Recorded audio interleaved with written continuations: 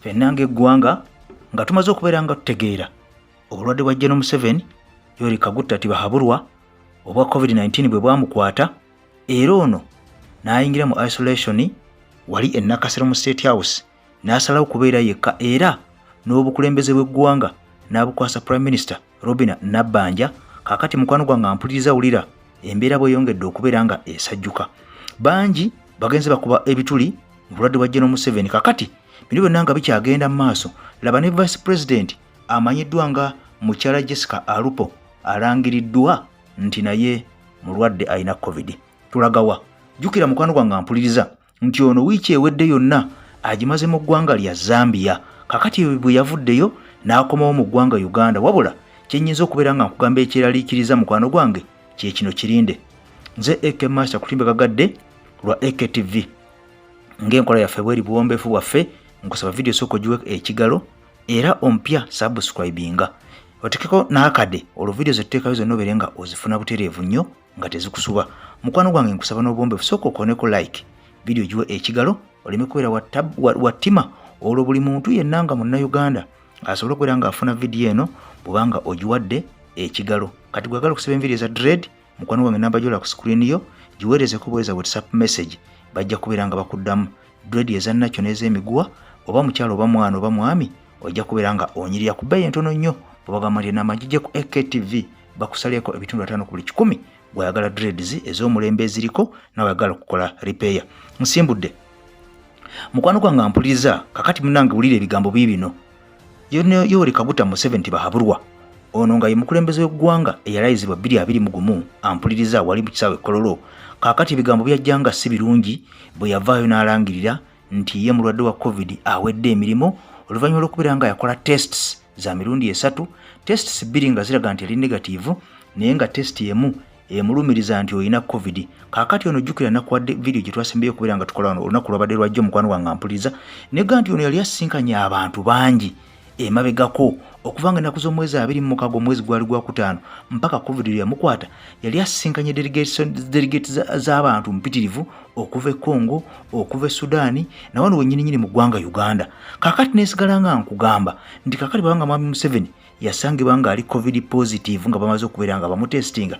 Kakati abantu abalala bonna nga tewali muntu n'omulala yavaayo kugamba nti nange ndi mulwadde ku bantu abo yajja asisinkana era ne twebuuza nti ku bantu b'enjuye nga maama Janet Museveni bo nga tebakaalinga nga out test seezo era lwaki tetufunangayo omuntu n'omulala alaga nti naye mulwadde ayina COVID. Kakati kino nensigala nga nkirekedde gwe munnayuganda ddala naawe kikube mu ttooki omanye nti mwami Museveni alwala yekka ku bantu bamwetolodde tekuliko n'omu yali alinze out test kubeera nga bamukebera kulaga oba mulwadde oba mulamu. Kakati no gye bukedde olunaku olwaleero mukwano gwange ampuliriza nga Vice President ono amanyiddwa nga mukyala Jesca Harris alupo kimaze okubeera nga kirangirirwa era ne kitegeezebwa nti ono ayina COVID wadde nga talina kabonero nakamu kalaga, talina musujja, tabutuse, talina kifuba, takolola yadde n'akamu n'akatono naye nga kigambibwa nti test season nazo yakalinze out ng'avudde mu ggwanga erya Zambia.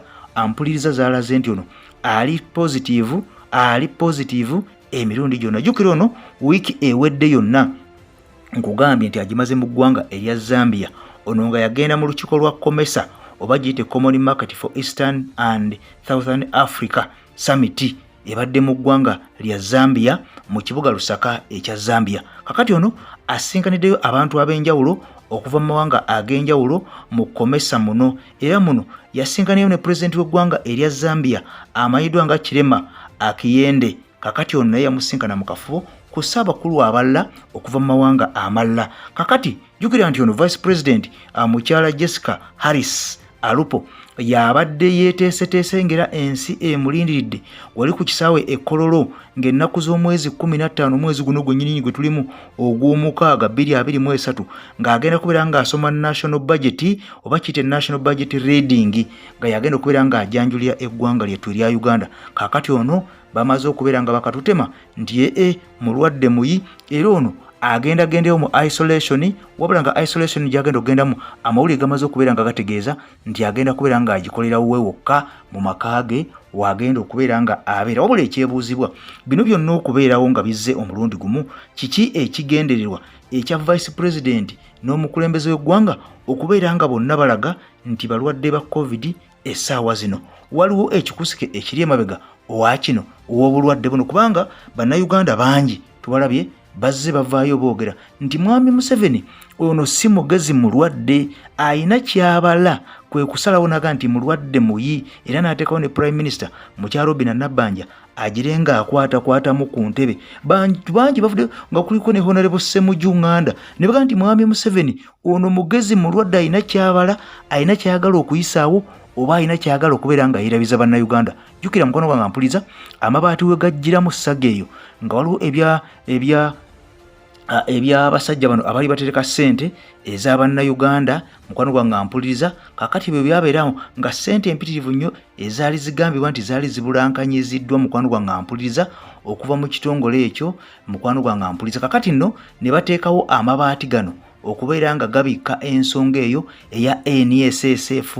Baga nti ekitongole kya NSSF omudidi n'omudidi, obutitimbe n'obutitimbe obwa ssente z'omusolo mbu bwali bumaze okubeera nga butokomoka nga buno babwegabanyizza. Kakati ne banoonya ki ekinaabikawo, kwe kuleeta amabaati. Kakati ekyebuuzibwa, lwaki Mwami Museveni bw'abadde yakamala okubeera nga asayininga etteeka ery'ebisiyaga era nga ne sipiika w'eggwanga oba wa Paaliyamenti ya Uganda amaze okubeera nga ateekebwako envumbo amawanga ga Amerika ne Bungereza, n'abeera nga takyasobola kubeera nga asaalimba yadde okubeera nga alinnya ekigere ku ttaka lyabwe olw'ensonga eyo nti eno yali akubiriza olukiiko luno olukulu olw'eggwanga okubeera nga etteeka eryo liyita. Kakati Mwami Museveni mu ngeri emu n'alwala obulwadde obwa COVID. Waliwo kiki ekikusike emabega wa kino? Mukwano gwange ampuliza bangi bavudde ne baga nti Mwami Museveni ono mulwadde ebyaddala, tabeeranga kaawo, n'agamba nti mulwadde nga si mulwadde. Abalala ne baga nti Mwami Museveni tasobola kubeera nga alwadde, n'avaayo mu lwatu n'akiraga ensi nti bannange nalwadde.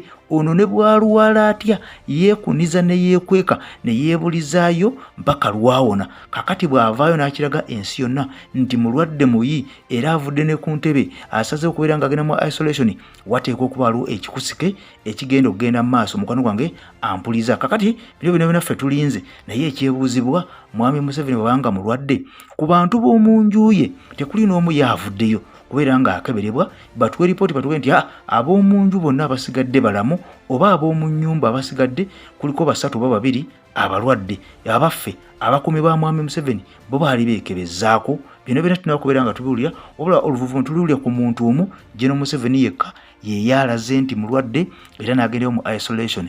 Kaakati ekyebuuzibwa Vice President, obulwadde buno obwa COVID yabujje Zambia oba yagenda okugenda e Zambia obulwadde buno ng'abulina? Ebyo byonna bibuuzo. Era kakati bw'abanga omukulembeze w'eggwanga mulwadde nga ne vice we mulwadde, kiki ekiddako essaawa zino ekipulaaningibwa? Nkubira nti national budget ebadde eteekateekebwa kubeera nga esomebwa ng'ennaku z'omwezi 15 mwezi ogw'omukaaga, era nga mukyala Jesca alupo yagenda okubeera omusaala okulembera ensonga eno okugitembeeta. Kakati kitegeeza nti bw'aba avuddewo mukyala omuntu akola nga president sazino acting president mukyala Robinah yagenda okubeera nga mukwano gwange asoma budget eno, kubanga abadde prime minister. Kakati sawa zino ye prime minister ate era ye vice ye president Robinah Nabbanja. Kakati ensonga eno eyolekedde okubeera nga yagikwasaganya okubeera nga agitembeeta mu mbeera yonna kubanga yaliwo nga omulamu. Ampuliza wabula Amawuliire agasembi olunaku olwajjo galaze nti Mwami Museveni agenza aterera akuba ku matu ono nga baga nti essaawa yonna okusinziira ku prime minister mukyala Robinah Nabbanja yatugambye nti omukulu essaawa yonna agenda kubeera nga akomawo addukanye eggwanga essaawa yonna tumulinde, era naga nti ono ali mu kuwona ku sipiidi ya kizungirizi nnyo eya waggulu. Wabula ekyebuuzibwa, kiki ekidda kubanga omukulembeze w'eggwanga mulwadde ne vice we n'alwala, gwe munnayuganda ali eyo olowooza oli seefu? Era olowooza ki kye twolekedde? Tebatuzza mu lockdown abantu bano, kubanga wayinza okuba nga waliwo akabaddi akapya akabali bw'oba oliawo nga tetumanyi ne bagenda batuzza mu lockdown. Ate mukwano gwange n'owulira amaziga nga gazze embupya. Nze AK Master kankusabira eno gimpera ekigalo ompyo subscribinge ku channel yaffe okonene kade tambule ffenna mwaka waffe. I sign out for now. Mukama akunkuumire atakuumira mpeera, akumpera ebirungi ebikira obugulu bw'eggongolo enkuyege sigale nga zikyakubira enduulu, Ssaabasajja Kabaka Ronald Mwenda Mutebi owookubiri awangaale alamule Obuganda ampuliriza.